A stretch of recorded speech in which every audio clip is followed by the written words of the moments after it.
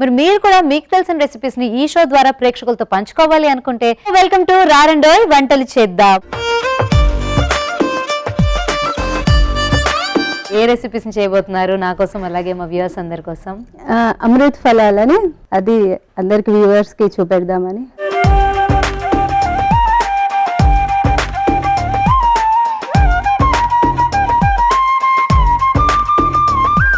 Next ఏ recipe చేస్తున్నారు?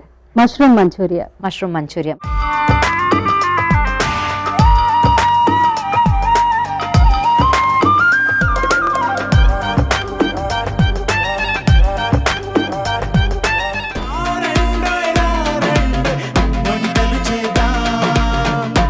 రారండోయ్ వంటలు చేద్దాం.